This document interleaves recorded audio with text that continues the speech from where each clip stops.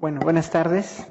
Les damos la bienvenida a todos a esta segunda conferencia del ciclo Arqueología y Etnohistoria de Mesoamérica, que estará a cargo del doctor Javier Nogués, y tenemos aquí también la presencia de nuestro secretario general del colegio, el maestro José Antonio Álvarez Lobato. Bueno, para presentar al doctor Nogués,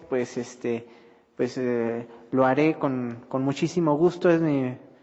El doctor Nogués, además de ser un gran amigo, ha sido mi maestro y ahora colegas en esta institución. Él es doctor en estudios latinoamericanos por la Universidad de Tulane, maestro en Historia de México por la Facultad de Filosofía y Letras de la UNAM. Es profesor investigador de tiempo completo en el Colegio Mexiquense y miembro del Sistema Nacional de Investigadores. El doctor es especialista en códices coloniales y temas guadalupanos. Entre sus proyectos de investigación se encuentran Tonatzin en el Tepeyac, Malinalco y su región, y el mapa de Ostoticpac-Texcoco. De su muy amplia bibliografía podemos mencionar sus libros Escultura Tolteca, La Tira de Tepexpan, el Códice Texaloyan de San Pedro Tototepec, y obras bajo su coordinación como De Hombres y Dioses, y libros y escrituras de tradición indígenas, ensayos sobre los códices prehispánicos y coloniales de México, entre muchos otros. Pues le vamos a ceder la palabra al doctor Nogués, tal vez nos hablará desde el estrado, ¿verdad?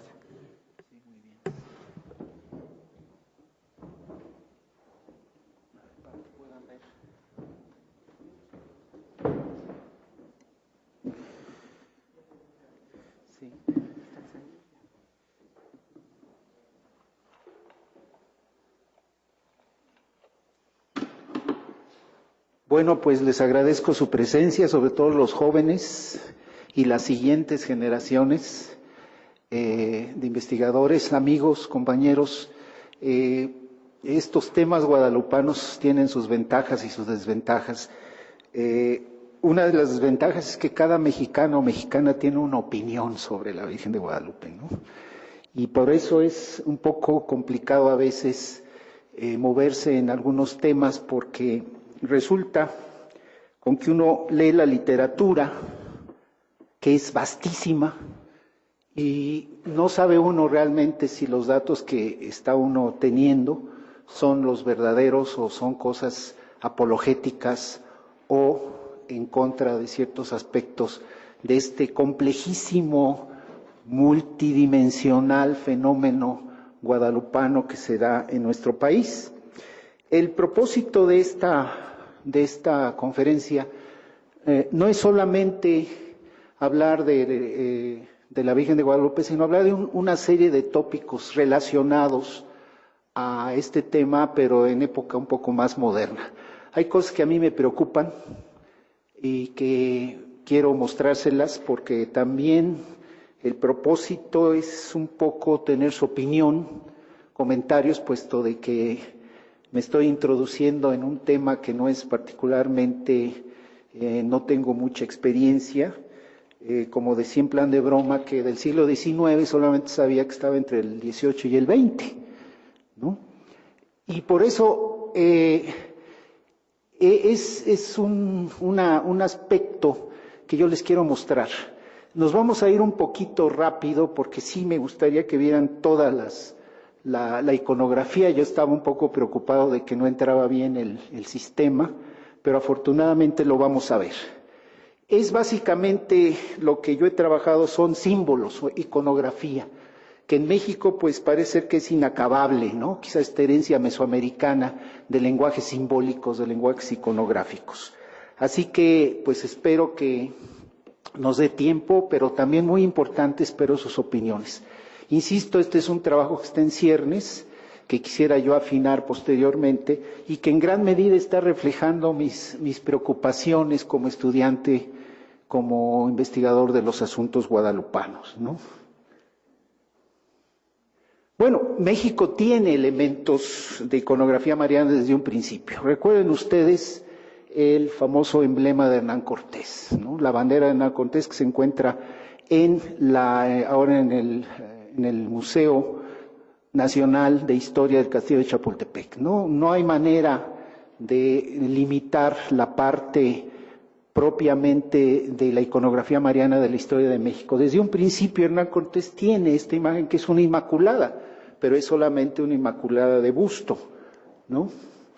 Ya en la época virreinal tenemos la cruz de Borgoña con los escudos de la Ciudad de México, y ese es un aspecto que vamos a tratar también, los diferentes símbolos que están alrededor de la imagen guadalupana. Este es uno de el emblema de los virreyes, una cruz borgoñesa procedente de la heráldica de Carlos V. Es muy interesante. Una de las cosas que noté ahora que estuve preparando esto es cómo la gente, en general los estudiantes, sobre todo de escuelas básicas, cómo aprenden historia a través de las estampitas. Y la gran cantidad de estampitas que se venden en las papelerías es increíble, ¿eh? Yo creo que más que libros de historia, los jóvenes, los niños que se introducen en estos temas, en estos tópicos, recurren mucho a estos materiales, y rara vez los historiadores hemos vuelto nuestros ojos a esta importantísima vía de información que tienen sobre todo los estudiantes de niveles básicos, ¿no? Y es verdaderamente impresionante. Me enseñaron los catálogos de estas estampitas. Es una cantidad impresionante de temas que se tratan, y que incluso hasta en el programa de Discutamos México de vez en cuando yo he visto por ahí una estampita de estas de papelería que han utilizado, ¿no? Además de estos emblemas de la Ciudad de México que vamos a ver con detalle, aquí está una de las primeras representaciones de el águila y la serpiente. El águila en el nopal principalmente, a veces con o sin la serpiente, que se usó a fines del siglo XVI. Se trata de los grupos tenochcas que acompañaron las expediciones españolas a la Florida, lo cual es, como ven ustedes, esto es del Códice Osuna.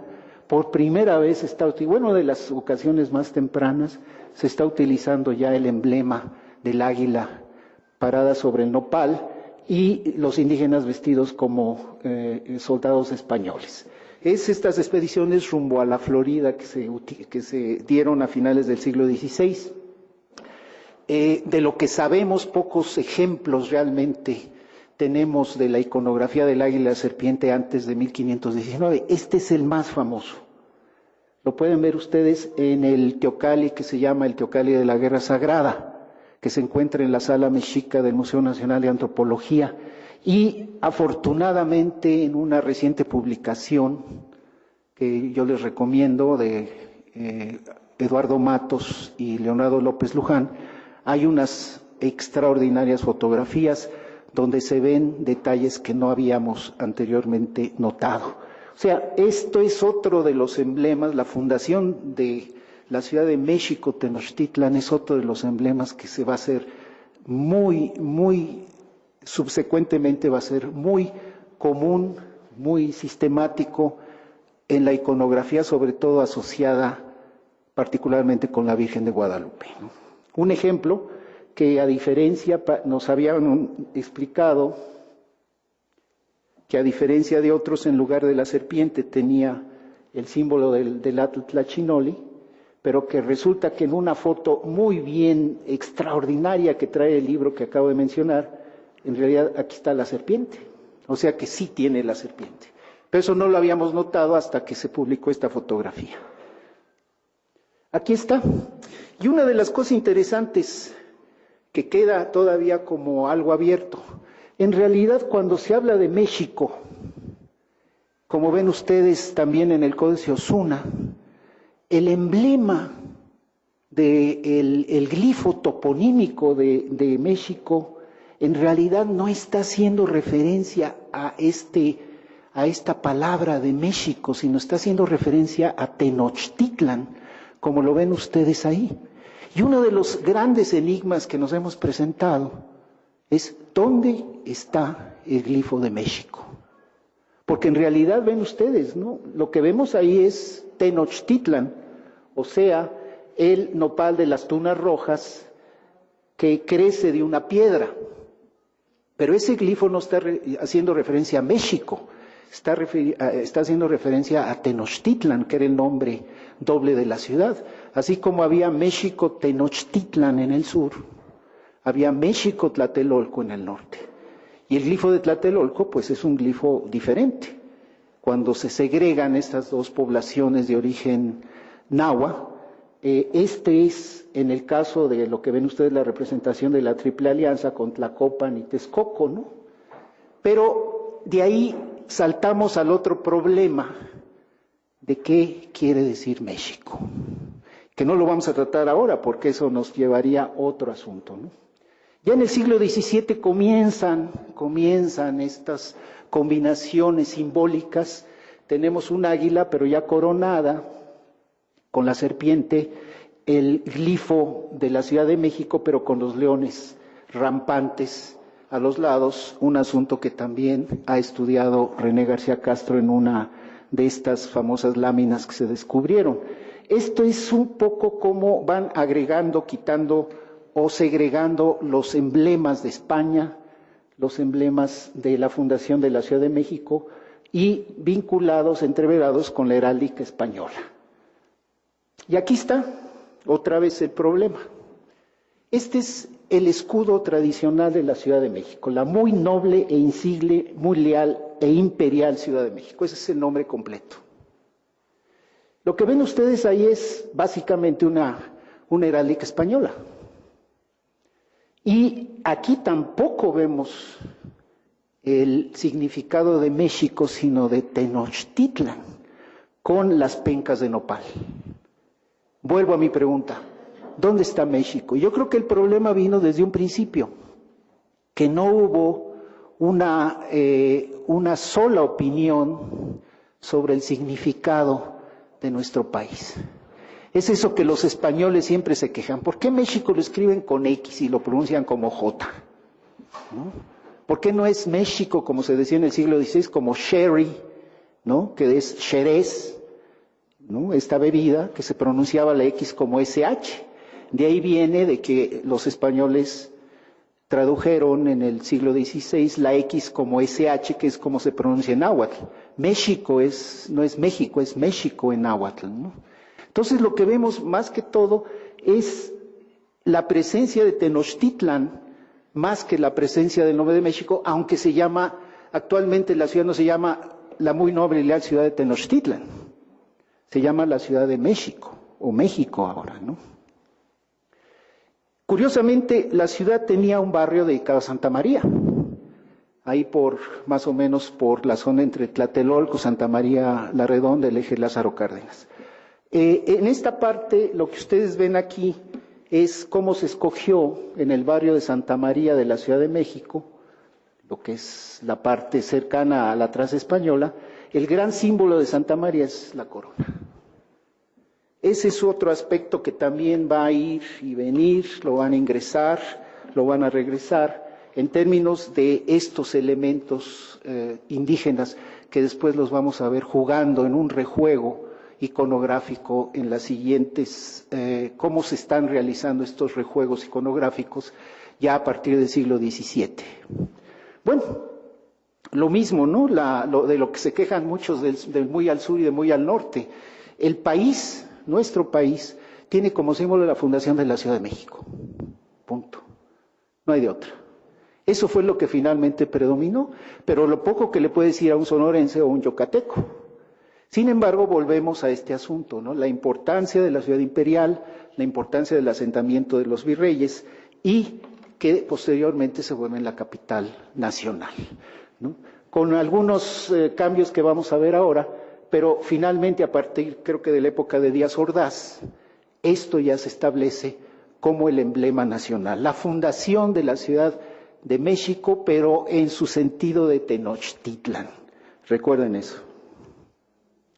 El otro ícono, todos lo conocen. No creo que haya mexicano que no se haya acercado a la iconografía y tantísimas cosas que se han dicho alrededor de esta imagen. Hay una cantidad, hay toneladas de interpretaciones que se han hecho respecto a este ícono que se venera como milagroso. Lo vemos ahí con ciertas características que después van a tener ciertos cambios, como la van a ver en las siguientes diapositivas. De principio quiero que se fijen en la cabeza y en el ángel. Estos ángeles de alas multicolores. Sabemos que en el relato guadalupano se hallan elementos tanto de tradición indígena, los más difíciles de detectar, y los elementos de tradición española asociadas a la Virgen de Guadalupe extremeña. Es esta la Virgen española. Aproximadamente medio metro, con un camerino lujosísimo. Es un lugar ahora que está organizado por los franciscanos, una imagen de bulto triangular, negra, que a primera vista parece que no tiene que ver con la iconografía guadalupana, excepto por el relato de la aparición de esta imagen. En la misma iglesia de Guadalupe se encuentra en el coro esta imagen que sí es una inmaculada. Entonces por un momento se pensó que el prototipo no era la imagen principal, sino era la del coro, pero como ustedes ven, por más que se ha buscado, no hay un prototipo directo de la imagen guadalupana que se venera en el Tepeyac. Es única, aunque sí tiene elementos particularmente de la Inmaculada Concepción. Aquí ven ustedes la luna, en este caso es plateada, pero a diferencia de la guadalupana mexicana, está sosteniendo un niño. Y esa es una de las iconografías más comunes en esta advocación.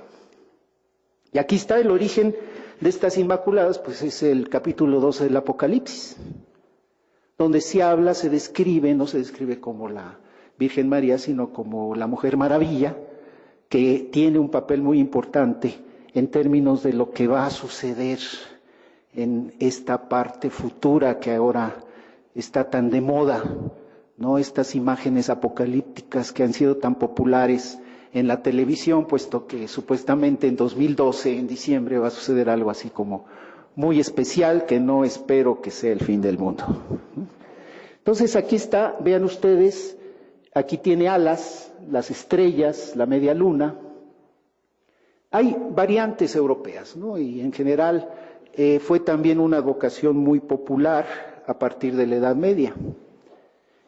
En el caso de la tradición indígena de la Virgen de Guadalupe, pues ahí sí tenemos muchos problemas. Yo creo que es uno de los aspectos uno de los aspectos menos conocido de los estudios guadalupanos. ¿Qué pasaba en el Tepeyac antes de la conquista de los españoles? Bueno, uno de los poquísimos rastros,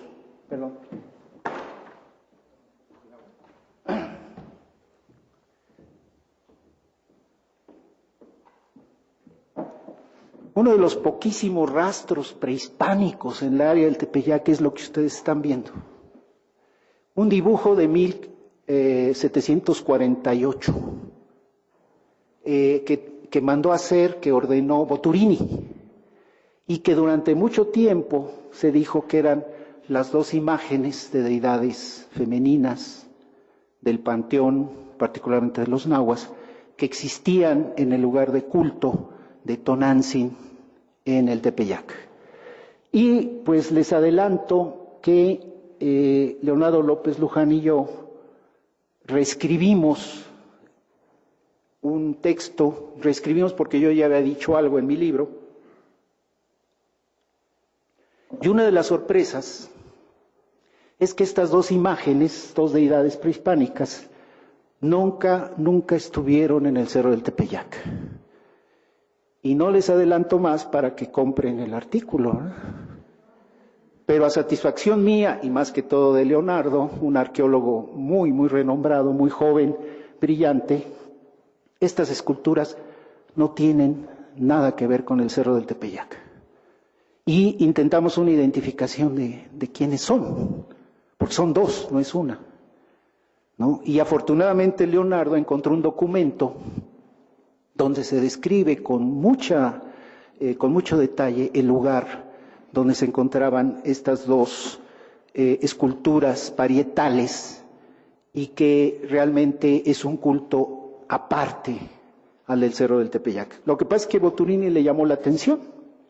Bueno, insisto, la parte del origen prehispánico de la Virgen de Guadalupe es muy poco clara. Yo creo que todavía necesitamos mucho trabajo, mucha talacha para saber cuáles son esos elementos prehispánicos del culto guadalupano, que por supuesto los hay. Se ha dicho mucho, el Nahui Olin está en el vestido de la Virgen, el número de estrellas, la posición de las estrellas, en fin, no se imaginan ustedes tantísimos trabajos que se han realizado en torno a la imagen guadalupana. Uno de ellos es esta descripción que a mí me sorprendió, todavía la pueden ver aquí en el MUMSI, en el Museo de Toluca. Ahí está este aspecto de que si se encuentra o no se encuentran ciertos elementos prehispánicos, de iconografía prehispánica, dentro de las vestimentas de la Virgen de Guadalupe mexicana. Bueno, pues es un aspecto que está todavía en controversia y que esperemos que en un momento podamos descifrar estos elementos. Lo que sí se puede decir es que es un trabajo indígena. Y sabemos por una información de 1556, sabemos quién la hizo. Un indígena llamado Marcos Cípac de Aquino. Bueno, Cípac de Aquino. Aquí ya hacia 1648 aparece una de las primeras obras guadalupanas que va a tener mucho impacto, que es la de Miguel Sánchez, el primero que escribe y que utiliza el relato del Nicanor, el relato oficial. Lo interesante es que la obra de 1648 de Miguel Sánchez viene acompañada de una viñeta muy interesante. Aquí está coloreada para que ustedes vean los elementos y que vemos que nuevamente hay una serie de elementos conjugados. Porque, por ejemplo, vean, de la luna sale nopal. Hay dos ángeles a los lados. La imagen tiene una tiara papal, tiene las llaves de San Pedro, y en lo que nos estamos peleando en esas dos aves que están en la parte de atrás. Yo no creo que sean águilas. No son águilas. Aunque acuérdense que los escudos Habsburgo son de las águilas bicéfalas. En este caso ni siquiera podemos asegurar, más bien suponemos que pueden ser garzas, algo relacionado con Aztlán, ¿no? Pero lo interesante es cómo Miguel Sánchez está empujando, sobre todo ese es el propósito de la obra de este autor, está empujando el relato guadalupano hacia la Biblia, hacia la asociación de la Ciudad de México, la fundación, la aparición guadalupana y el libro del Apocalipsis. O sea, México como una tierra prometida en el Nuevo Mundo. Sobre esto no elaboro más porque David Brading tiene un capítulo entero sobre la constitución ideológica de esta obra de Miguel Sánchez de 1648. Pero Miguel Sánchez ya está pensando en estas asociaciones entre el Nuevo Mundo, el Viejo Mundo, la fundación de Tenochtitlan y la aparición de la Virgen en el libro de San Juan, ¿no? Y ya los autores del 18 ya lo toman, vean ustedes, San Juan Evangelista, inspirado por el águila, el nopal y la Virgen de Guadalupe, ¿no? Entonces ahí está estos vínculos criollos del el Nuevo Testamento con lo que está sucediendo en su ciudad. Esto es lo que en términos generales hemos llamado la etapa criolla de la historia guadalupana, ¿no? Este es un cuadro del siglo XVIII donde vemos a San Juan Evangelista que él posiblemente estaba promoviendo las visitas a la Ciudad de México ya, ¿no?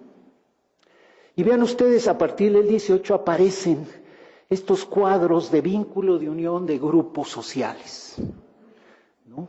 Está en este caso, del lado izquierdo, unos caciques importantes porque tienen las diademas, las Xuhuitzoli, no es en este caso de turquesa, pero se ve claramente que son caciques importantes gobernantes, y por otro lado, bueno, pues los reyes de España.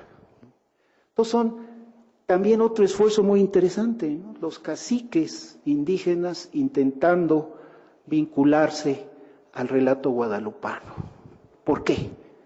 Pues porque en el Nican Mopohua, que es la versión más amplia, la casi oficial, la Virgen no se aparece un cacique, se aparece a un macehual, y eso obviamente que trajo muchas consecuencias. Aquí está el vínculo que se comienza a dar. En este caso, nuevamente aparecen caciques. Vean ustedes esta interpretación de los atuendos prehispánicos. Y de este lado, estos sí parecen ser macehuales, sobre todo vean este particular corte de cabello, que es de los indígenas en el siglo XVII y XVIII, que como aparece Juan Diego en algunas pinturas con ese extraño corte de cabello que vemos aquí, ¿no? Entonces, lo que intentan estos cuadros es vincular a los pipilti, a los caciques, porque finalmente el mensajero no fue un cacique como fue en el caso de la aparición de la Virgen de los Remedios, donde ahí sí fue un señor principal de nombre Juan Tobar Secuautzin, pero él en el relato se dice que es un pili, no un macehual. Aquí está, vean ustedes esos extraños cortes de cabello, como aparece Juan Diego en la parte superior, y también nuevamente en esta extensa iconografía que tenemos ya en el siglo XVIII, ya hay una gran producción de este tipo de obras de combinación de diversos símbolos. Vean ustedes por aquí una mujer también con su Xuhuitzoli, el símbolo de nobleza o de gobierno, con el águila, y por otro lado otra mujer blanca con una corona europea y con los leones. Bueno, una de las cosas que se ha dicho, entre tantas que creo que se han manifestado sin una base, en algún momento en el siglo XIX, en estos esfuerzos nacionalistas para vincular a la Virgen de Guadalupe con la nueva nacionalidad, se dijo que el ángel ya traía los colores de las futuras banderas de los movimientos de independencia, y es curioso, ¿no? Vean ustedes, son 3 colores, varía mucho estos colores según la fotografía, es muy difícil ver los colores originales, excepto en un reciente escáner que se hizo de la imagen y que se vende con una bendición papal, o sea, el original fue bendecido por el Papa y ahora puede ser adquirido, y se dice que es la imagen más clara que tenemos de la Virgen de Guadalupe. Pero en las diferentes fotografías cambian los colores, a veces un poco más azul, a veces un poco más verde, hay un rojo, ¿no? Y hay un blanco. Entonces se dijo en alguna época que esos eran los colores de la bandera nacional, lo cual pues obviamente que no se sostiene. Este vínculo, estos intentos de vincular los aspectos propiamente ya en el siglo XIX nacionales con la Virgen de Guadalupe. Afortunadamente en 1986-87 hubo una extraordinaria exposición en la Ciudad de México, patrocinada en esa época por la Fundación Televisa, que tenía un magnífico museo, un centro de exposiciones en Campos Elíseos, que lamentablemente ya desapareció. Y ahí se dio a conocer por primera vez una obra que nos ayudó a entender muchas cosas. Esta, que resultó ser la imagen más antigua, la copia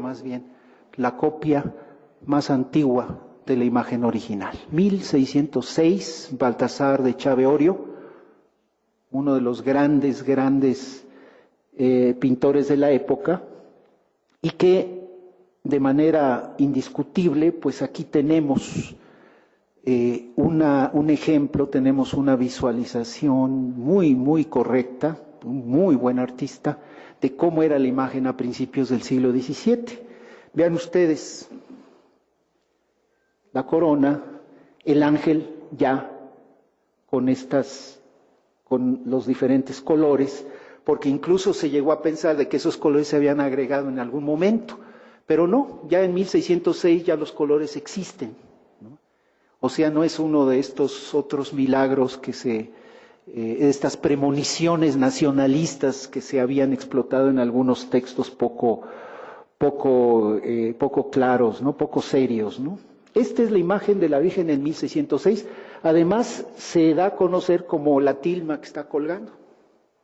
Es una tilma colgada, y así lo manifiesta Baltasar de Chaveorio en esta extraordinaria pintura que conocimos hasta 1986-87.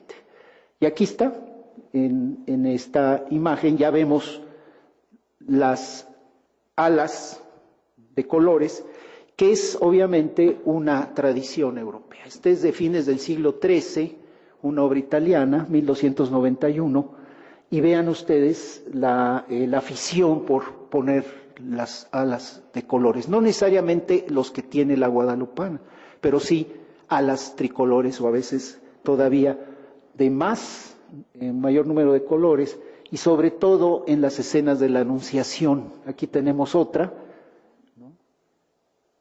que se ve claramente cómo las alas, el gusto por poner las alas en tres colores, que aquí sí se parecen mucho a los de la bandera nacional, ¿no?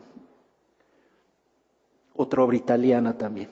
Bueno, ya para fines del 18, en esta obra de Miguel Cabrera, vean ustedes ya el predominio que está tomando la Virgen de Guadalupe sobre otras apariciones que están aquí registradas en esta magnífica obra, y que finalmente se convirtieron en cultos locales, en contraposición con un culto cuasi nacional, vamos a decir, que fue el de Guadalupe, porque además, asunto no menor, asunto muy importante, es la Virgen de la Ciudad de México, a pesar de que no se apareció en el barrio de Santa María que les mostré hace un momento.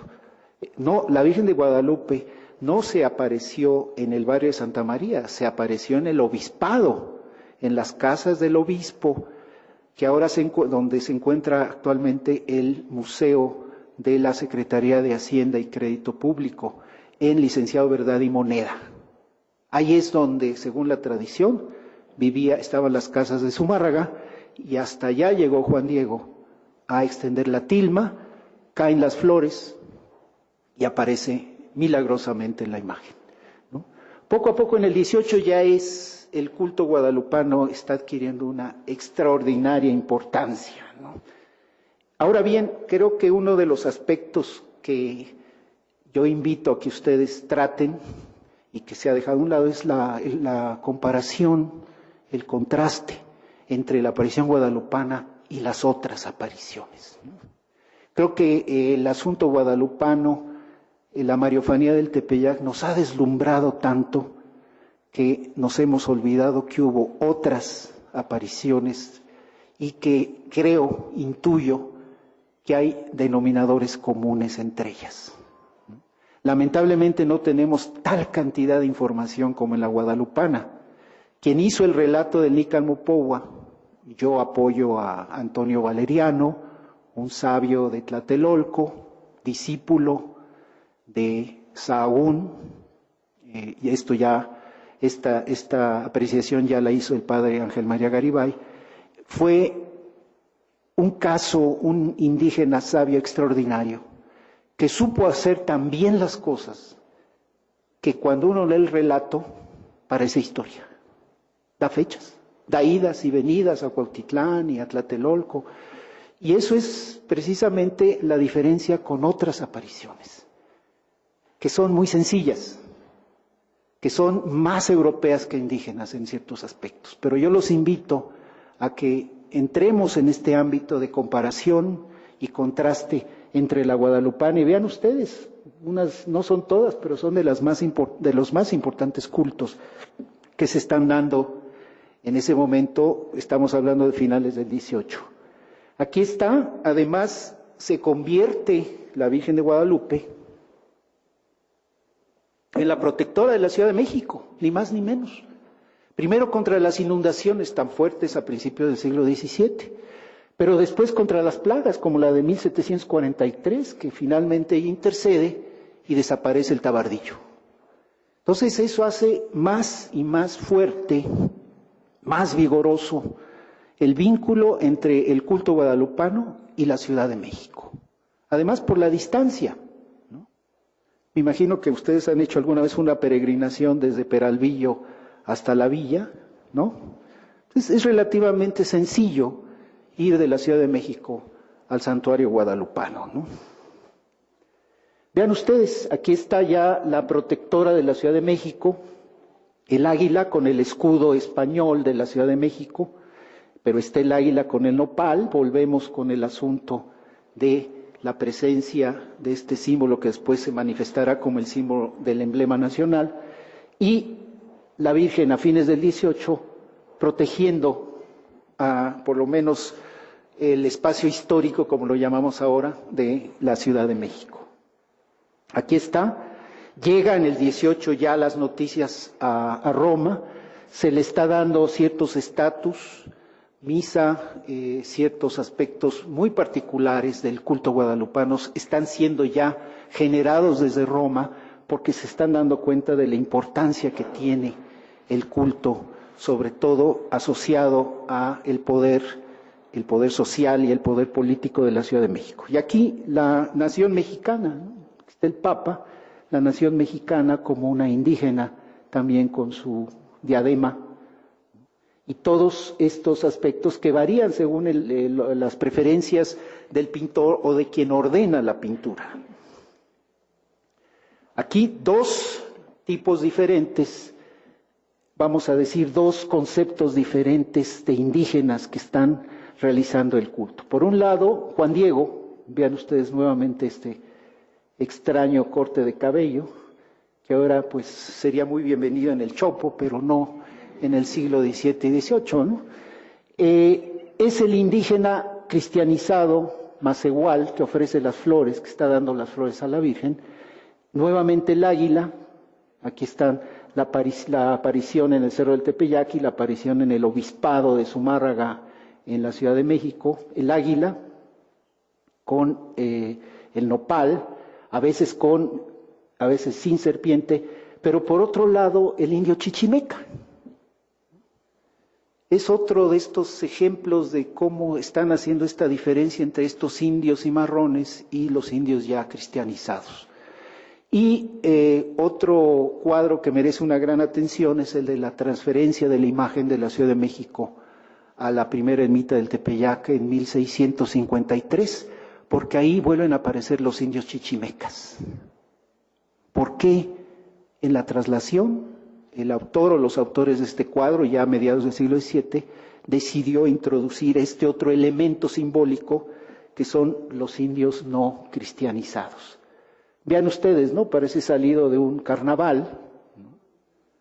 Pero que esa era la idea del indio que no estaba cristianizado en contraposición con el indígena como Juan Diego, ¿no?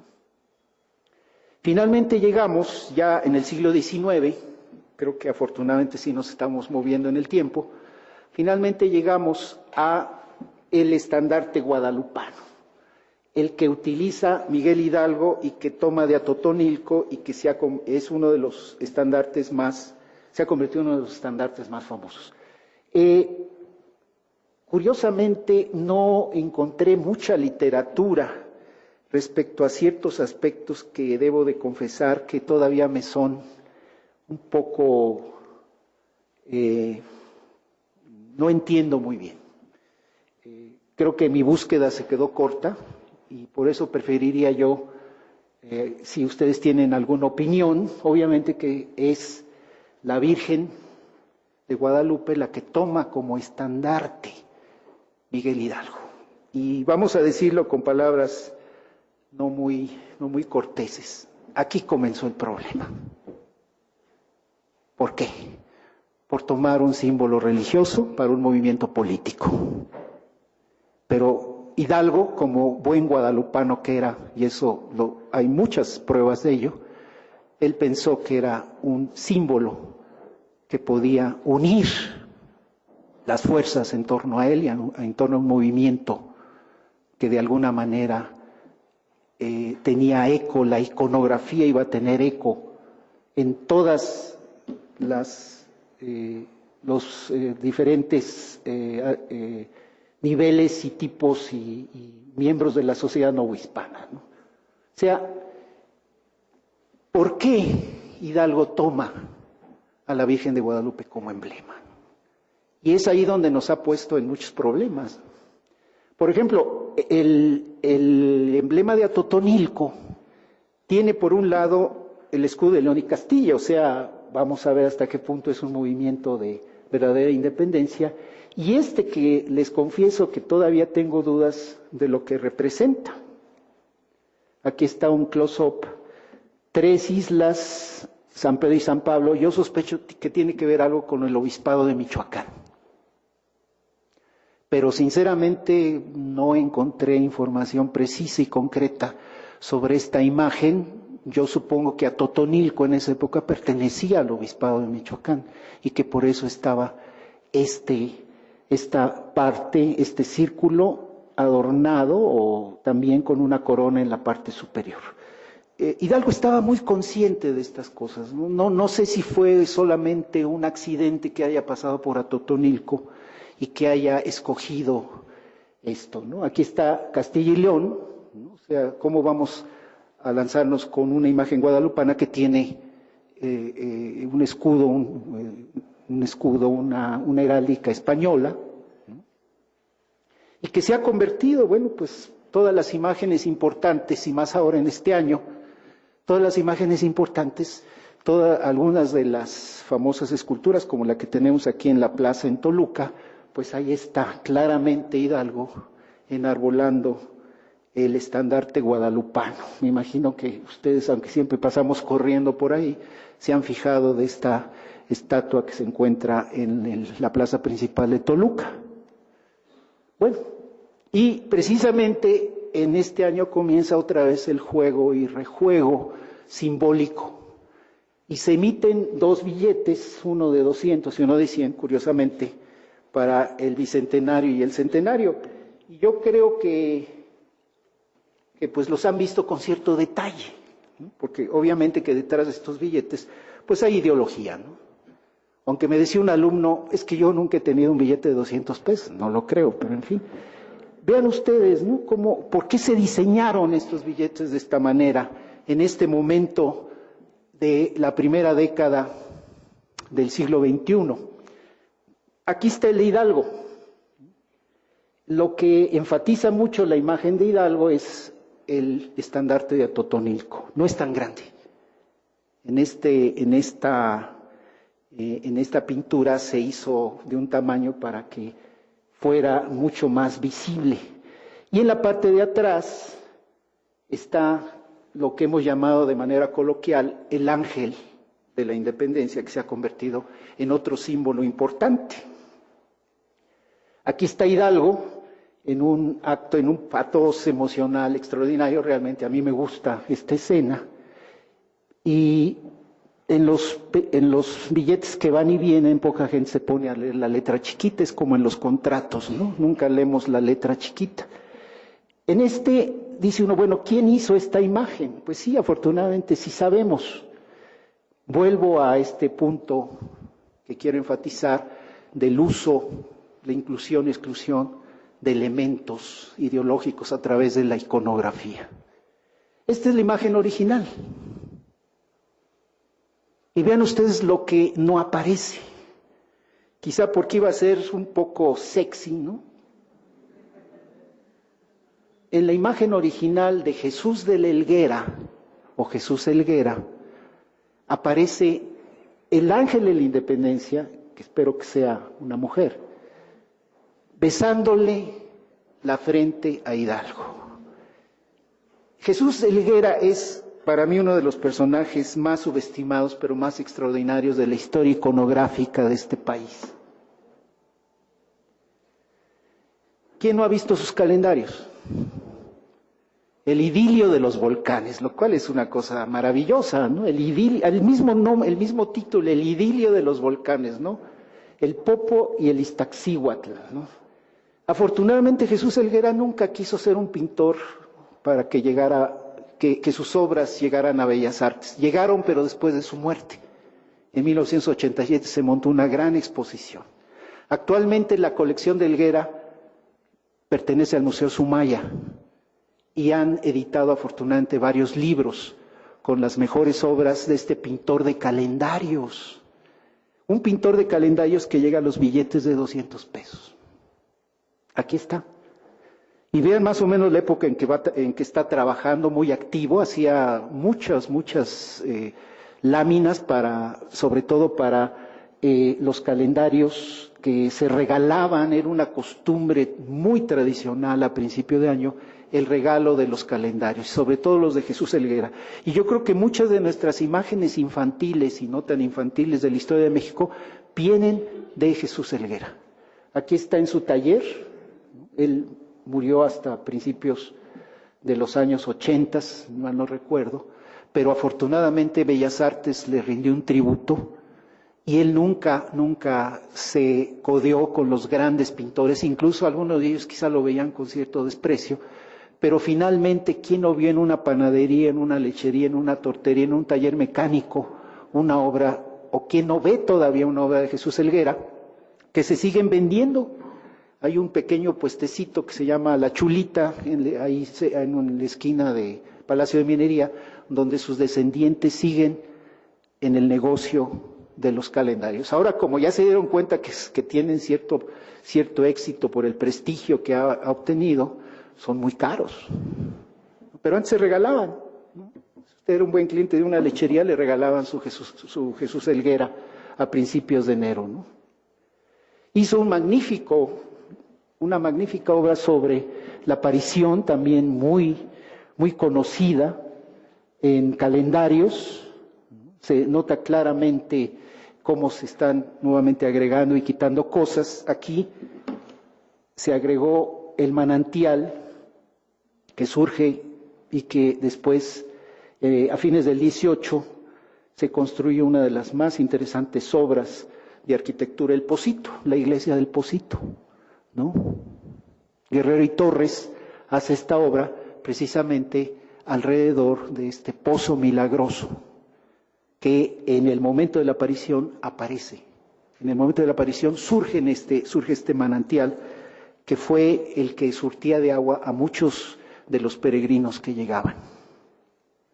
Bueno, pero vean ustedes, a diferencia de los billetes de 200 pesos, en el mural de Juan O'Gorman de 1960, en el Museo Nacional de Historia, ahí las cosas como con el estandarte guadalupano no fueron tan obvias como en el billete, porque en realidad aquí un personaje, sinceramente no sé quién es, aquí un alumno tiene su propia interpretación, así como hay dos Fridas, hay dos Hidalgos, no sé, pero vean ustedes, no es precisamente Hidalgo quien está cargando el estandarte guadalupano, sino que él tiene una antorcha con una pequeña cartela que habla sobre la libertad. Esto es 1960-61, es otra época diferente, pero no es el Hidalgo con ese enorme, extraordinario estandarte guadalupano de los billetes de 200 pesos. Pues bien, precisamente en los años 40, época posrevolucionaria, aparecen una serie de contraataques, vamos a decir, asociando todavía más la mariofanía guadalupana con la patria. ¿Quién forja la patria? La Virgen. ¿Han visto esta película, no? Yo les recomiendo mucho, es una de las más serias, hay muchas películas sobre la Virgen de Guadalupe, pero esta es quizá la mejor producida y que habla precisamente de la extraordinaria, vamos a decir, la extraordinaria asociación entre el culto de la Virgen de Guadalupe y el inicio del movimiento.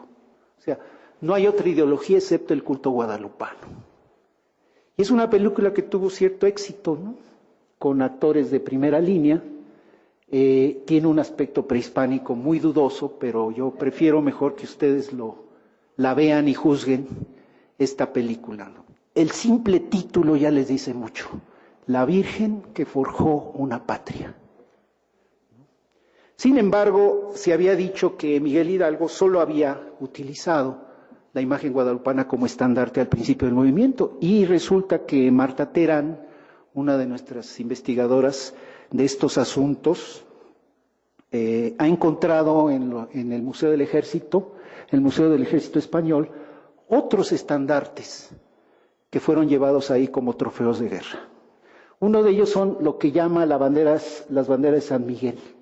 Y resulta que también Hidalgo no solamente utilizó, esto es muy importante, no solamente utilizó la imagen guadalupana, sino también el de la fundación de Tenochtitlán y San Miguel.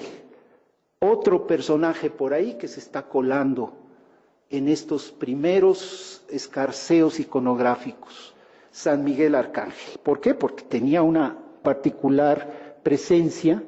Vean ustedes también otra obra de Miguel Cabrera del siglo XVIII, un San Miguel guadalupano.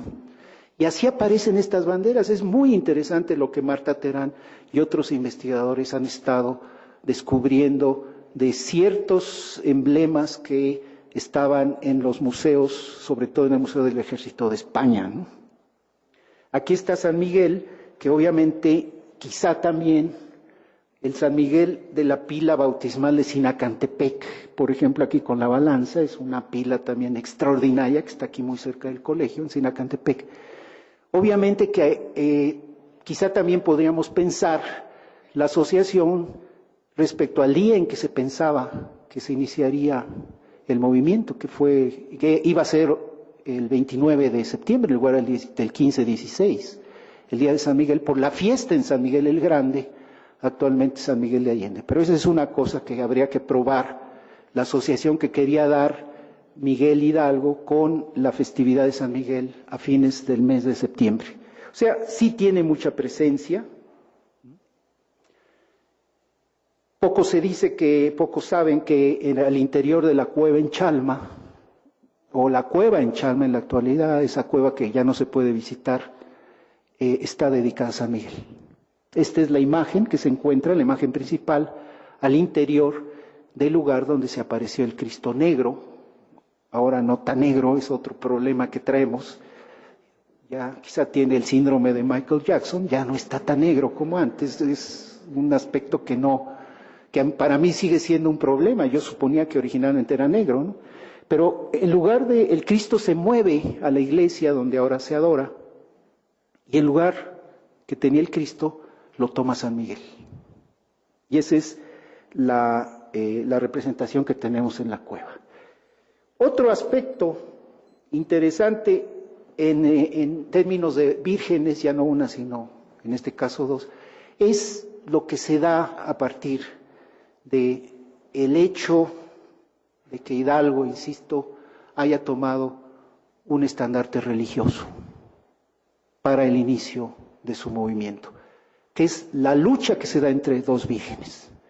Por un lado la de los insurgentes, la guadalupana, y por otro lado la Virgen de los Remedios, en su santuario en Totolinca, cerca de San Bartolo Naucalpan. Un santuario que pues ahora está muy demeritado, no tiene grandes peregrinaciones, pero sigue siendo importante sobre todo para los grupos otomianos que están hacia el Valle de Toluca, hacia la ruta del Valle de Toluca, ¿no? Porque además se aparece en un lugar que se llama Otoncalpulco, el lugar del Calpul y de los otomíes.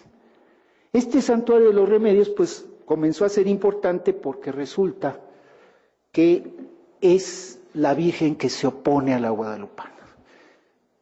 La historia va en que la Virgen de los Remedios, que se aparece en un maguey y que además se aparece un noble, como les había dicho en un principio, no a un más igual, es la Virgen que intercedió para que las fuerzas insurgentes no entraran a la Ciudad de México.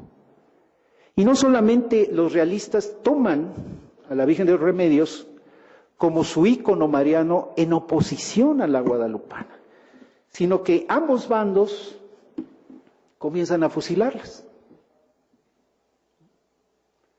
O sea, vean ustedes, debemos de tomar en consideración, este es un artículo muy interesante de las vírgenes en armas. Lo que ven ustedes, lo que está en la parte superior es la imagen pequeña, original de los Remedios, muy pequeñita, tiene un niño, triangular también. Lo que sucede aquí es que a partir de este momento la parte religiosa está imbuida en la lucha de la independencia. Por un lado la Virgen de los Remedios, por otro lado la Virgen de Guadalupe. Y no solamente se enarbolan, sino que también se castigan.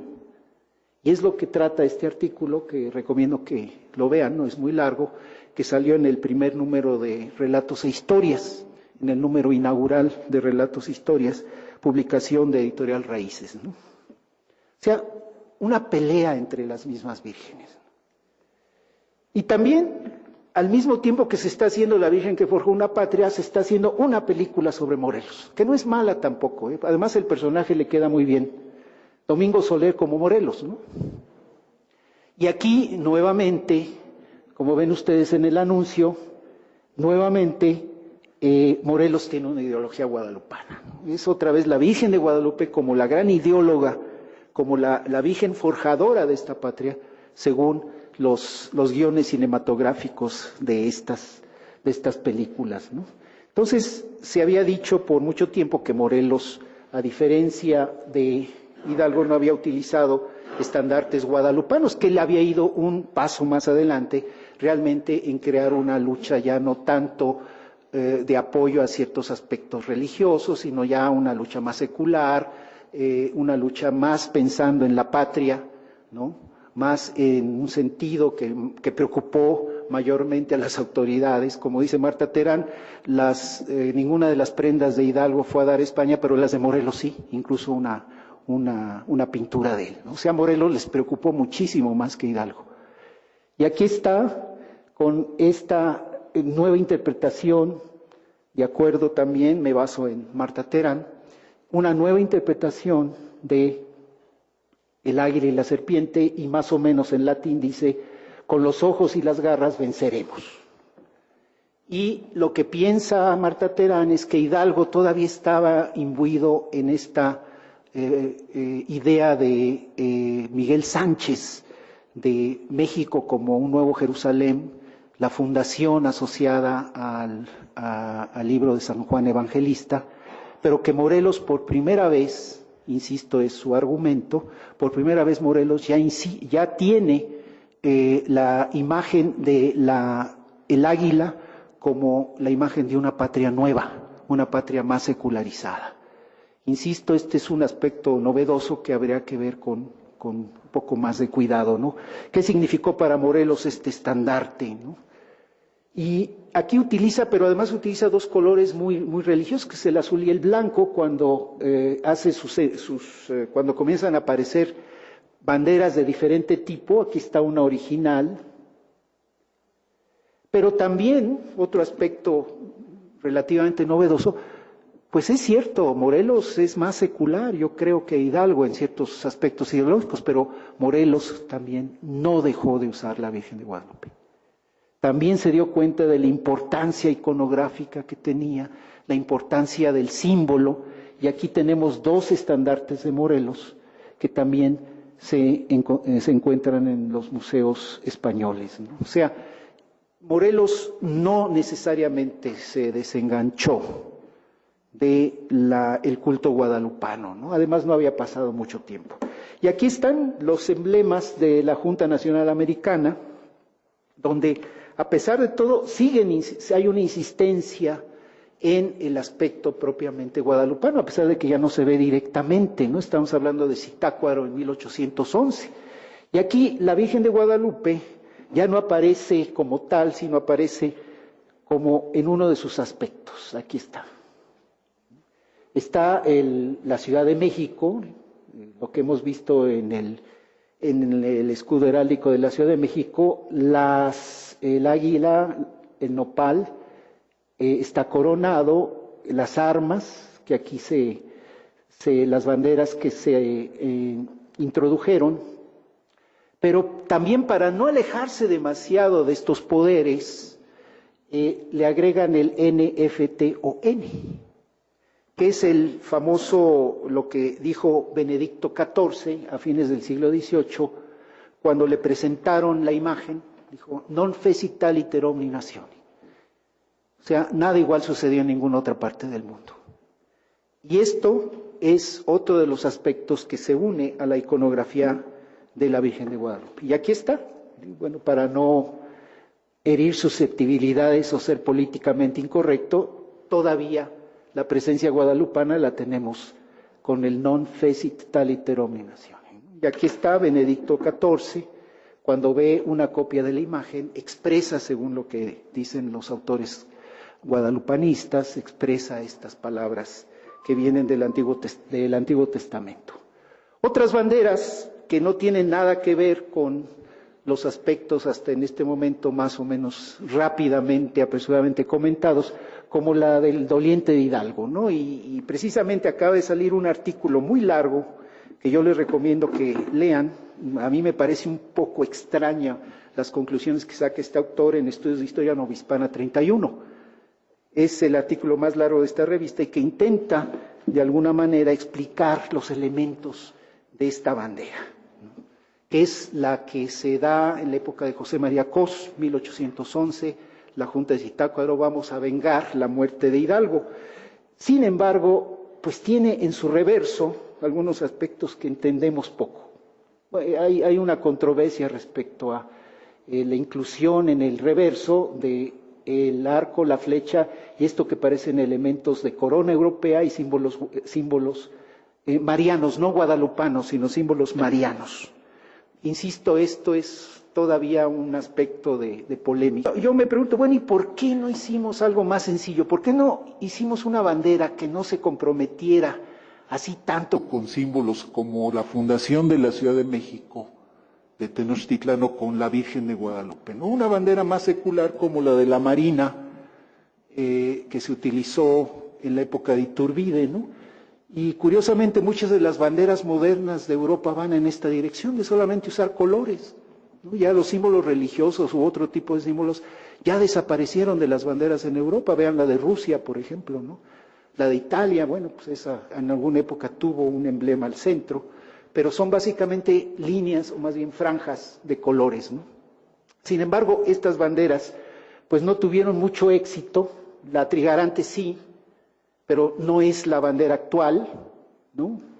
Aquí está el regimiento de Iturbide y ya se está viendo ahí el aspecto imperial, ahí está la corona, este es el regimiento de infantería de Iturbide, las estrellas que no tuvieron también mucho éxito en las banderas mexicanas, esta diferente de Iturbide, de época de Iturbide, que es cuando se generan diferentes tipos, ¿no? Que es el verde, el blanco y el rojo, pero en barras horizontales, ¿no?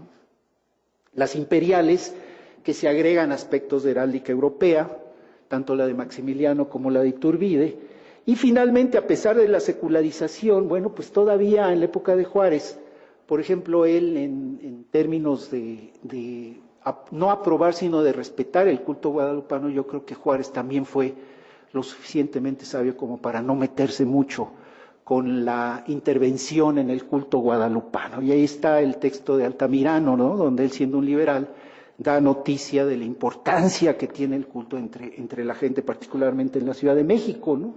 No llega a ser un fantasma para Juárez. Juárez era lo suficientemente buen político como para no enemistarse todavía con estos grupos que eran muy importantes y que tenían como símbolo la guadalupana, ¿no? En la segunda mitad del siglo XIX crece el culto, ¿no? No desaparece, nunca ha estado en decadencia, eso es muy importante. El culto guadalupano nunca ha estado en decadencia, al contrario. Yo creo que ahora tiene una intensidad extraordinaria de miles y miles de gente que peregrinan los días anteriores y el 12 de diciembre, ¿no? Sin embargo, y eso precisamente fue uno de los aspectos que se dijo en el programa de ayer de Discutamos México, ¿no? cómo para los liberales el pasado es prehispánico.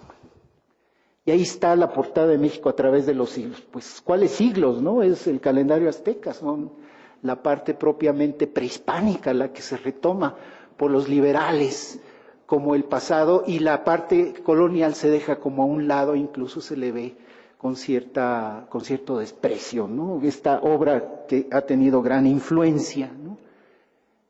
Y que también de alguna manera en la Villa de Guadalupe no se olvidan de estos enormes símbolos de las culturas prehispánicas. En el carrillón que está en la Plaza de las Américas de la Villa de Guadalupe, vean ustedes, ¿no? A un lado está el calendario azteca o la piedra del sol.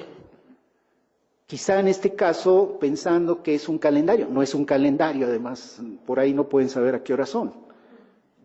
Sin embargo, curiosamente, ahí existen todavía en la actualidad, se han tomado elementos prehispánicos. Y aquí está en la parte restaurada en 1987, el lado oriental del Cerro del Tepeyac, donde había un horrible mercado y ahora hay un centro muy interesante con unas esculturas de bronce. Vean ustedes la fuente que acompaña a las esculturas de bronce de la aparición. Pues ni más ni menos que son estos que se han dado el nombre de cabezas de Quetzalcóatl teotihuacanas, ¿no? Entonces, ¿qué hacen en la Villa de Guadalupe? ¿Por qué están ahí, no? Bueno, porque también, pues nosotros como estamos en fusión y fisión de símbolos, bueno, si estos sirven, los asimilamos también, ¿no? Bueno, otro aspecto que llama la atención es lo que sucede en 1895 y que indudablemente habla mucho de lo que estaba pasando con el culto y particularmente con los grupos más conservadores de la Iglesia, que es esto, ¿no? Tradicionalmente hemos visto a la Virgen con la corona. Aquí está una imagen del siglo XVIII. Sin embargo, en la actualidad no la tiene. ¿Qué pasó? Bueno, pues resulta con que varios miembros de la alta jerarquía promovieron desde 1890 la coronación pontificia de esta imagen. Pero ¿cómo la iban a coronar si ya estaba coronada, ¿no? Entonces, milagrosamente, un momento desaparece la corona. Y el 12 de octubre de 1895, ahí está una imagen, se hace una gran celebración. Vienen eminentes miembros de la Iglesia Católica americana, sudamericana, centroamericana y europea. Y se corona a la imagen. Claro, los liberales de la época, ahí está la corona, que ustedes pueden ver actualmente en el santuario guadalupano. Los liberales no tardaron en atacar este fenómeno, de decir, bueno, ¿qué pasó con la corona original de la imagen, ¿no? Y claro, sobre esto también han surgido una serie de muy interesantes datos del ambiente político que rodeó la desaparición de la corona de la imagen guadalupana en 1895. Y yo les recomiendo que vean este libro de Stafford Poole, que se llama Controversias Guadalupanas, donde dedica todo un capítulo a analizar este fenómeno. O sea, de repente dicen, ya no existe la corona, vamos a coronarla. ¿Y por qué no existe? La Virgen quiere ser coronada. Por lo tanto, desapareció milagrosamente. Y en una época de liberales muy bien establecidos en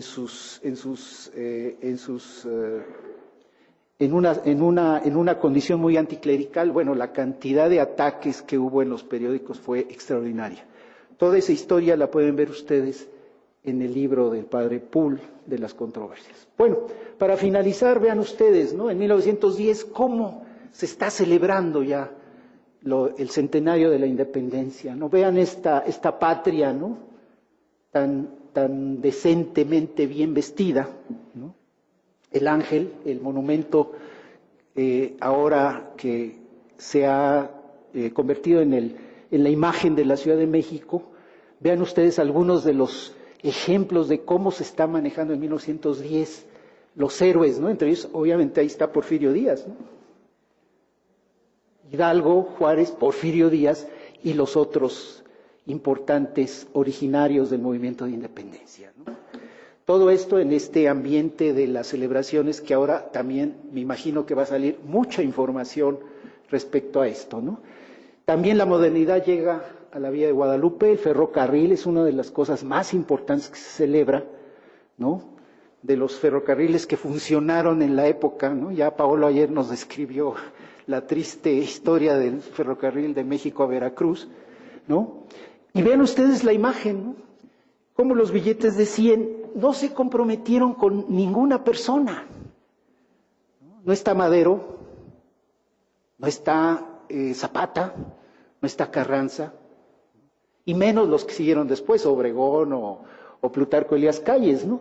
Vean ustedes que a diferencia de los de 200 pesos, los de 100 es una locomotora, que jugó un importante papel, y también un grupo de revolucionarios de un mural de Alfaro Siqueiros. Aquí no hay un compromiso con personas. Son dos acontecimientos o dos elementos iconográficos asociados con la revolución. En 1900, cuando se reinaugura el Museo Nacional, vean ustedes, los cadetes del Colegio Militar regresan la imagen, el estandarte, a donde se encuentra actualmente. O sea que las cosas más o menos volvieron a su cauce ya para los años 40, principios de los 50, ¿no? En 1976, el gran acontecimiento, la nueva basílica, que básicamente fue auspiciada financieramente por el presidente Echeverría. O sea, esta basílica se hizo gracias al apoyo del presidente Echeverría. Es una extraordinaria obra que ha de haber costado una buena cantidad de dinero, ¿no? Finalmente, el otro contendiente de esta historia guadalupana, digo contendiente porque nos ha provocado muchos dolores de cabeza, ¿no? A los que estamos de alguna manera involucrados con esto. Juan Diego, de repente, otra ocurrencia como la de la corona, ¿no? Pues vamos a canonizar a Juan Diego, sin que hubiera un culto, sin que realmente hubiera un acercamiento de la gente hasta ese personaje. Siempre ha estado ahí, pero ahora iba a ser un santo. Y a partir de los años 70, cuando comienza a hacerse ruido sobre este asunto, pues finalmente la historia termina en que se hace santo, viene el Papa, lo santifica, primero hay una beatificación a principios de los 70, y en la actualidad ustedes van a la basílica y ahí, junto a la imagen milagrosa, está la verdadera, como dice el cuadro, la verdadera imagen de Juan Diego. Se generaron documentos, los historiadores protestamos por el hecho de la falta de historicidad, se estaba canonizando un personaje que no existía históricamente. Sin embargo, pues en un acto ya un poco desesperado, aparecieron estos documentos que son totalmente falsos, ¿no? Que intentaban resolver todos los problemas de la historicidad, el famoso Códice de 1548, que verdaderamente yo tuve el atrevimiento, del cual todavía me arrepiento de decir en un programa de radio, que si me hubieran llamado yo les hubiera hecho uno más bonito. Y a partir de ese momento mucha gente se molestó. Vino en 2002 el Papa ya en unas condiciones de salud muy precarias, vean ustedes, estaba tratando de mantenerlo despierto, y la gran crítica que se hizo en los periódicos, ¿no? Sin indígenas canonizan a Juan Diego. Y cuando ustedes ven el video, pues más bien parece que se estaba canonizando un miembro del Badel folclórico de Amalia Hernández, ¿no? Porque realmente los indígenas no estaban presentes, ¿no? Fue todo un fenómeno mediático de la canonización que finalmente también el padre Poole, en este libro tan interesante que yo les recomiendo para no entrar en los detalles, analiza muy bien las causas que hicieron o que utilizaron los miembros de la Iglesia a partir de los años 40 postrevolucionarios para fijarse en la canonización de Juan Diego. Es el último capítulo de este libro. Y yo insisto, lo recomiendo mucho porque ustedes se van a dar cuenta del análisis del ambiente sociohistórico que hay para que desemboca en la canonización, ¿no? Finalmente no ha dado resultado. Ahí está el famoso santuario de Juan Diego en la calle de Insurgentes Norte y Montevideo. Era un cine. Era un cine tratando de convertirlo en el santuario de Juan Diego, y en realidad, a pesar de que ha pasado ya 8 años, no ha surgido realmente un culto a Juan Diego. La patria, bueno, pues terminaremos con estas iconografías de la patria, ¿no? Esta es una patria de calendario, esta es la que todos vimos en el libro de texto. Es una maravillosa, maravillosa patria, ¿no? Y la patria mediática de la actualidad, ¿no? Ya en este proceso que llamaríamos de secularización, ¿no? Las dos cosas en las que creemos los mexicanos, la Virgen de Guadalupe y la Lotería Nacional, y la Virgen de Guadalupe, que apareció en un número de Playboy de diciembre. No dicen que es la Virgen de Guadalupe, pero es la Virgen María. Y otra cosa interesante, yo lo propongo nada más como una idea de qué es lo que está pasando en la actualidad, con nuestros símbolos patrios, con los personajes, con la representación de los mismos. Carranza, ¿no? Pues que ha de haber sido un personaje muy serio, ¿no? Que le debemos tantas cosas, pero que también no es un héroe con pies de barro también, con las cosas que hizo negativas. Plutarco Elías Calles, otro de estos grandes ideólogos, ¿no? Que le debemos, entre otras cosas, el Partido Único, pero sus descendientes. Aquí están sus nietas, las Carranza Elías Calles, ¿no?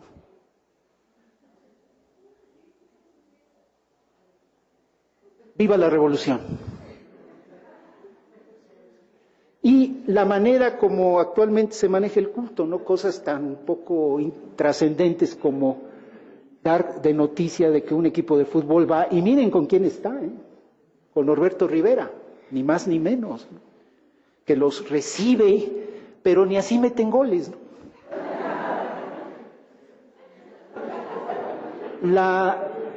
El culto que se ha extendido tanto y que a diferencia de décadas pasadas, ahora ya hay mucha libertad de expresión de la Virgen de Guadalupe.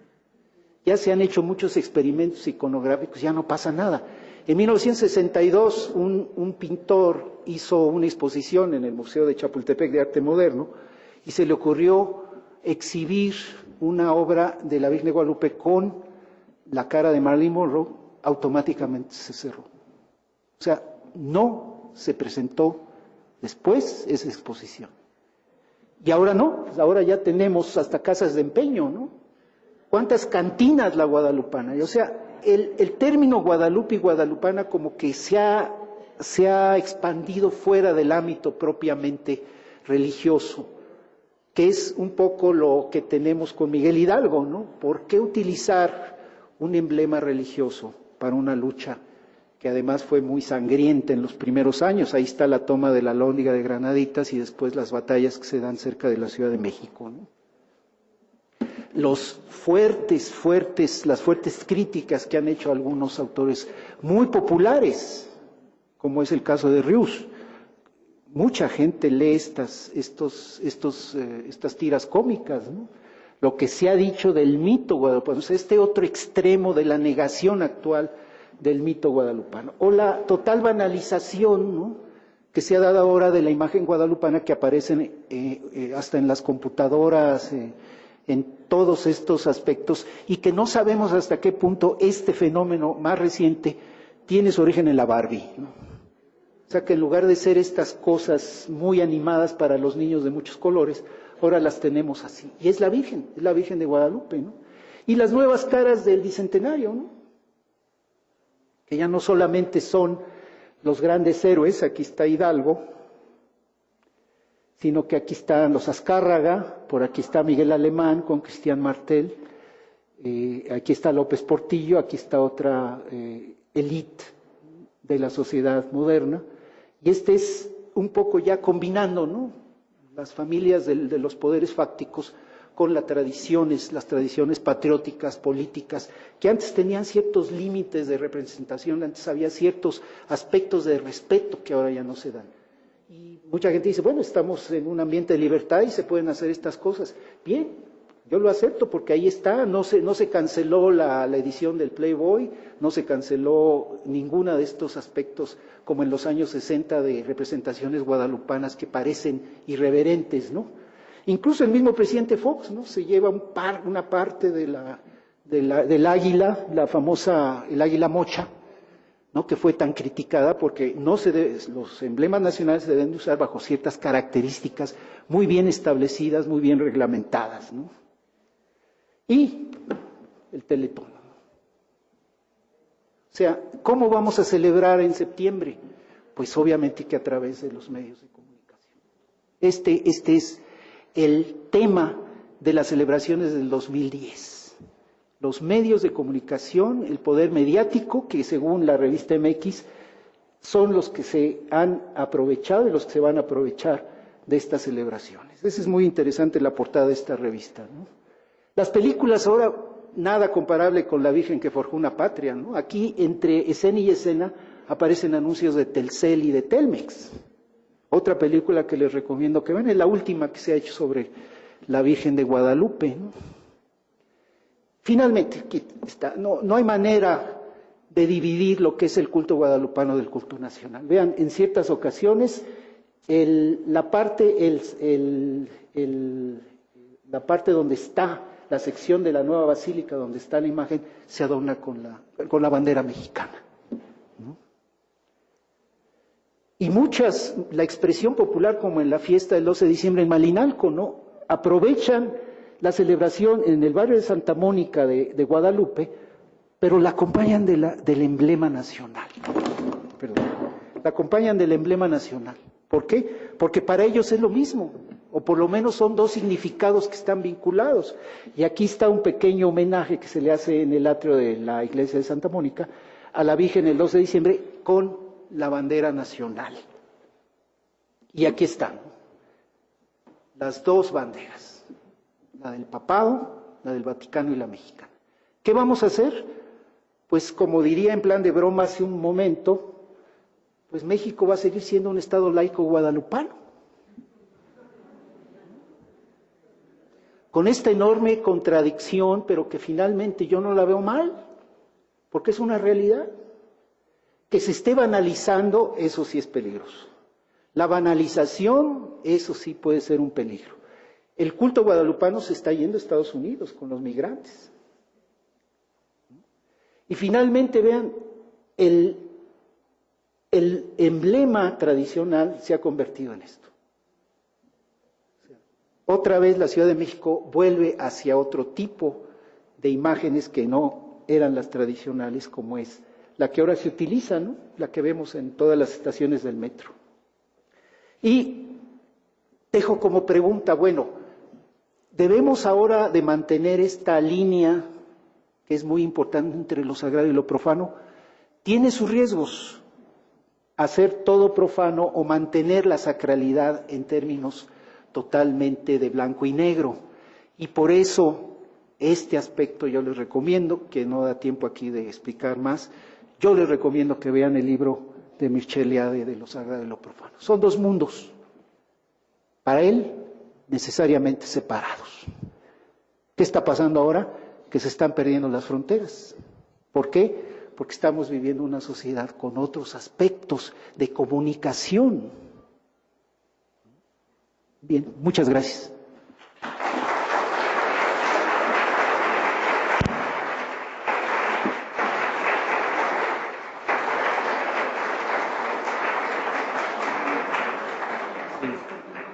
¿Todavía nos da tiempo? ¿Tendremos un micrófono por ahí para las preguntas? ¿Nos da tiempo de 2 o 3? ¿Quién quiere preguntar o comentar algo? Sí. Sí, allá de favor el micrófono.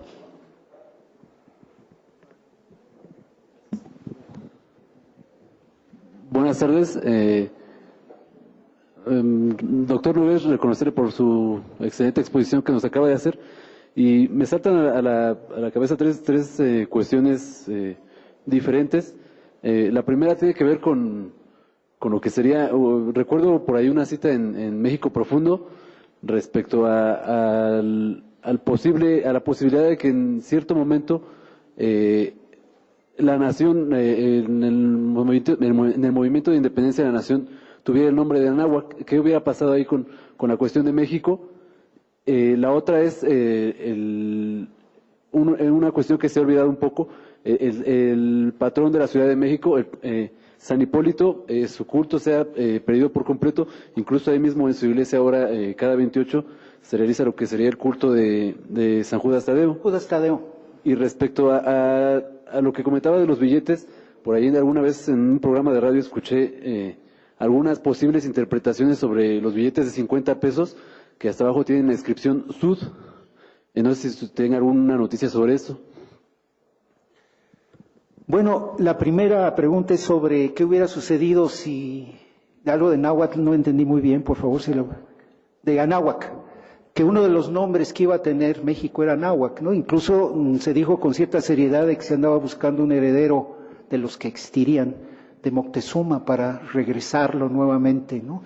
En estos afanes liberales de un poco, diría yo erróneamente, borrar de la historia todo lo que fuera la herencia española, ¿no? Lo cual es imposible. Entonces se llegó incluso a pensar en eso, ¿no? De crear otra república en el que se hablaran lenguas indígenas, que tuviera un heredero de Moctezuma, ¿no? Que incluso el mismo Fray Servando Teresa de Mier hablaba de la vestimenta de Santo Tomás, que ahí se había aparecido la Virgen de Guadalupe. Este señor tenía unas ideas bastante extrañas. O sea, un primer impulso era totalmente, debemos de considerarlo como un impulso totalmente de negación de la parte hispana en favor de un pasado que era el verdadero, el legítimo, el que teníamos de alguna manera todos una herencia que era el pasado indígena. Pero eso llegó a ciertos excesos que creo que afortunadamente se superaron posteriormente. Lo de San Hipólito, pues es muy obvio, ¿no? Pues es el patrón de la caída de la Ciudad de México, era el gran patrón de la presencia española. 13 de agosto de 1521, es el día de San Hipólito. Y ahora con esta enorme importancia que ha adquirido el culto a San Judas Tadeo, se ha transformado esa iglesia hacia el culto de este santo, que verdaderamente está adquiriendo mucha importancia. Quizá porque es el de las causas perdidas, y yo espero que la política en México no sea una causa perdida, ¿no? Y fue muy fácil, nadie se quejó de la desaparición de San Hipólito, ¿no? Nadie se quejó, porque incluso cuando ustedes vayan, fíjense en esta escultura que está en la esquina, que conmemora la caída de Tenochtitlan, ¿no? Es una escultura muy interesante, que lamentablemente ahora está cubierta de puestos que venden comida y cosas así, pero es una de las esculturas más interesantes que hay en las iglesias del centro de la Ciudad de México, ¿no? Y de lo de los billetes, pues lo único que quería yo que ustedes se dieran cuenta es cómo se maniobra, se manipula la ideología, ¿no? Porque nadie se quejó de que la imagen principal de los billetes de 200 pesos fuera originalmente una pintura de calendario. No es un Diego Rivera, no es un Siqueiros, no es un Orozco, aunque todos pintaron a Hidalgo, es esta que realmente creo que sí llega al público, porque eso es una de las grandes virtudes de Helguera, que sabía cómo llegar a la gente con sus calendarios. Por eso fue tan famoso. Y de algunas cosas que se ponen o no se ponen en cuanto a escritura, se ha hablado de errores, por ejemplo, errores en los billetes, pues sinceramente no me he fijado.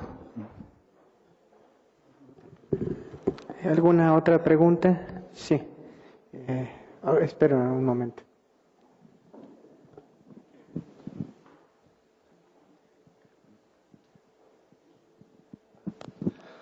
Bueno, buenas tardes, doctor. Igualmente felicitar por su exposición. Pero en cuanto a al culto guadalupano, me parece que preguntarle desde esta forma, ¿qué hay con el discurso desde los pueblos indígenas?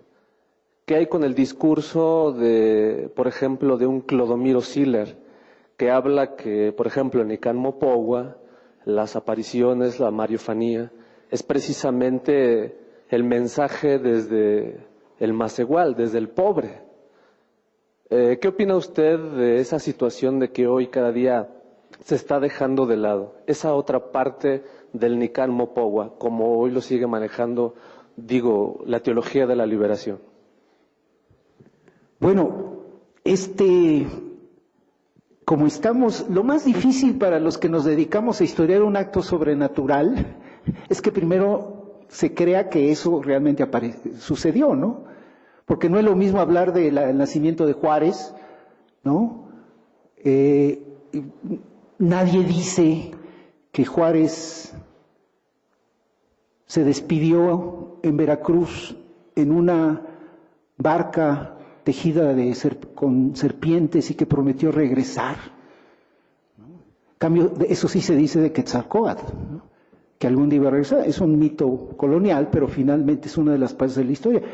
Aunque hay un danzón que se llama Si Juárez no hubiera muerto, todavía viviría. Es cierto, ¿no? Pero el problema de nosotros que nos dedicamos a tratar de historiar, no hacer una apología de las apariciones, sino a tratar de estudiar documentalmente cómo se supo acerca de este fenómeno, es que muchas veces a lo que nos enfrentamos es a toda una serie de interpretaciones que se dan de un acto sobrenatural. Es más fácil hacer interpretaciones de un acto sobrenatural que de un acto propiamente histórico, ¿no? ¿Por qué? Precisamente por su naturaleza fuera de la historia, a pesar de que ha influido en la historia de México de manera sistemática hasta en la actualidad. Eso es una de las cosas más interesantes, un acto sobrenatural que tiene tanta influencia. No estamos hablando de un evento histórico. Yo no creo que haya habido una aparición, y ahorita ya me pueden exorcizar si quieren, ¿no? Sin embargo, de lo que estoy muy consciente es de la importancia que ha tenido en nuestra historia. Y en esto, el relato del Nicán Mopogua se puede ver desde diferentes perspectivas. Y una de ellas es otra vez un puro indigenismo, o el otro una exclusivamente visto desde el punto de vista católico, formal, de que se trata de una mariofanía de la Virgen María. Yo creo que lo que necesitamos en este momento es rascar en ambos lados. Por lo menos los ingredientes más importantes del relato guadalupano son: hay un franciscanismo, porque la imagen de Juan Diego está definida por los valores franciscanos: humildad, pobreza, obediencia. Los valores franciscanos están en Juan Diego. ¿Por qué? Por la cercanía que tenía Antonio Valeriano a los franciscanos de Tlatelolco. Antonio Valeriano sabía del franciscanismo, por eso escogió el Macehual. Esa es mi hipótesis. Pero ya no era un indígena puro en el sentido estricto, sino que él había leído, sabía mucho, por lo menos conocía de las apariciones en España. Lo extraordinario de Antonio Valeriano es cómo pudo unir estos elementos indocristianos y crear una tercera instancia que realmente ha creado toda una historia sobrenatural muy influyente en México. Yo creo que no debemos de ver el Nicán Mopogua exclusivamente como un relato indígena. No lo es, porque el principal mensaje del Nicán Mopogua es la maternidad espiritual de María, y eso es europeo. No está invitando, tiene poquísimos elementos agrícolas, curiosamente. No se está diciendo que la Virgen de Guadalupe va a traer el agua o va a hacer que las milpas de maíz crezcan. Lo único que pide la Virgen María en el relato es que se le construya una casita. Eso es lo que ella quiere, ese es el mensaje principal, por eso se aparece. El problema es que esa casita todavía no se termina, ¿no? Cada vez que ustedes van al santuario guadalupano hay algo en construcción. Asombrosamente siempre hay algo que está siendo construido. Entonces, Puede que algunos autores tomen exclusivamente un relato indígena, pero para hacerlo válido hay que saber más sobre el contexto indígena, prehispánico, de cosmovisión, ideológico. Y este es el aspecto de las historias guadalupanas que menos se ha trabajado, la parte prehispánica, que la hay, pero ya no es un relato prehispánico. Esa es la maravilla. El doctor Paolo.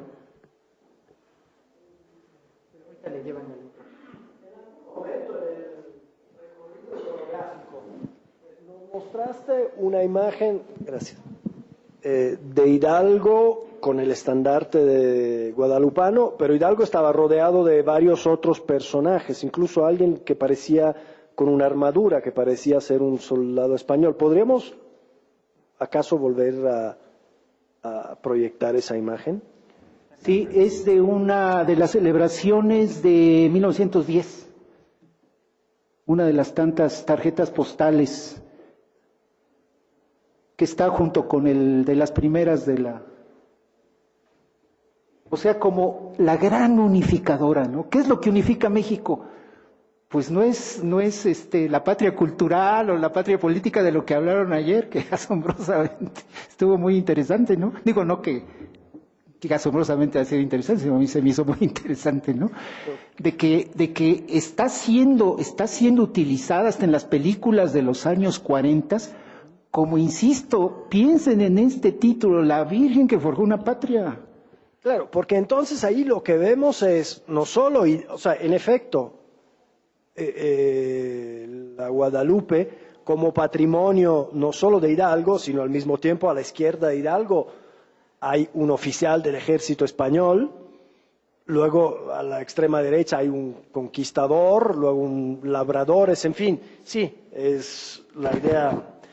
Bueno, pero entonces, en vista de lo que nos presenta, muy sugerente para apuntar un gran error, uno de los errores más trágicos que desafortunadamente los historiadores han propalado. Los historiadores y el Estado mexicano han propalado, es decir, que el Estado mexicano surgió liberal.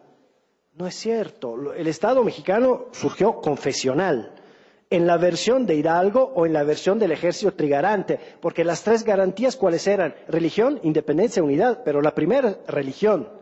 Y ese es un Estado que durante décadas niega el principio de la libertad religiosa, de la libertad de culto, es decir, lo más antiliberal que pueda haber. Entonces, si seguimos en cambio diciendo que la República Mexicana, el liberalismo, propalamos una mentira histórica de dimensiones enormes que incluso luego nos impide entender el movimiento de la Reforma, ese gigantesco enfrentamiento sucesivo. No, el Estado mexicano nació confesional, no laico, no liberal.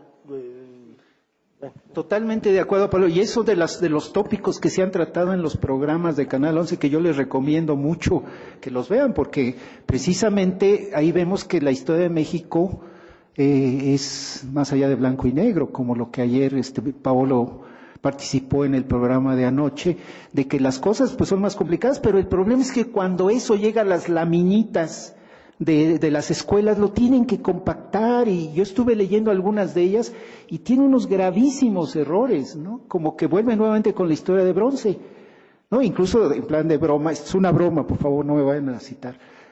Yo digo, bueno, ¿y por qué tanta laminita? ¿Por qué no unimos ya laminitas? Porque son así montones y montones que hay en las papelerías, las han visto, ¿no? ¿Por qué no hacemos láminas combinadas? El aparato digestivo de Pancho Villa, por ejemplo, ¿no? Porque a veces las pobres señoras de las papelerías están buscando y buscando y buscando porque no están en computadora. Pero el problema es cuando estas complejidades, como lo que acabas de decir, la parte confesional con la que nace México, ¿no? Ya cuando llega la historia oficial, ya se borró. Y más se borra con el aspecto que ayer mencionó uno de los participantes. Y bueno, no es que el pasado para los liberales es el prehispánico, ¿no? Los cuadros de Izaguirre, cuando le queman los pies a Cuauhtémoc, la matanza de Cholula, ¿no? Cómo se imponen estas imágenes antihispanas, ¿no? Y yo creo que eso es lo que está surgiendo de estos programas tan interesantes, Pablo, que es una historia que vamos a hacer, espero, más crítica, y que aquí el guadalupanismo pues no se puede hacer a un lado. Lo que me preocupa es la banalización del guadalupanismo. Que la Virgen María llegue a Playboy, que estéticamente no es malo, ¿no? Pero definitivamente no es lo que deberíamos de entender los mexicanos. Perdón. Muchas gracias, doctor. Bueno, pues les recomendamos para, si esto les ha interesado, pues, conocer las fuentes para el estudio de la tradición guadalupana, el libro del doctor Javier Nogués, Documentos Guadalupanos, que creo que lo tenemos aquí en nuestra librería. Ahí se hace un compilado y un análisis sistemático de todos los documentos en los que se finca la tradición guadalupana.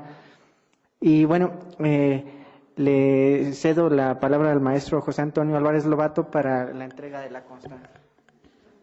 Muchas gracias. No, simplemente agradecerle a Javier a nombre del Colegio Mexiquense su participación. Siempre las conferencias de Javier Nogués son sensacionales, se lo reconocemos. Gracias a ustedes por su participación, por su asistencia y esperemos verlos en la siguiente conferencia de este ciclo que está muy, muy interesante. Javier.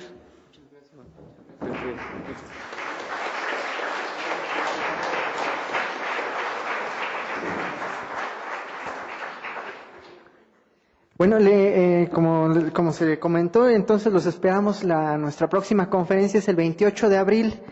El título es La población indígena en la crisis imperial, los casos de México y Perú, que impartirá la doctora Claudia Guarisco, integrante de nuestra comunidad académica. Esperamos tenerlos por acá. Una invitación más, pasado mañana, a la 1:00 p.m, tenemos una conferencia que imparte el doctor Yukitaka Inoue de la Universidad Senshu de Tokio, Japón. Él hablará sobre las fuentes indígenas del centro de México. Entonces, si pueden venir, acá los esperamos. Gracias.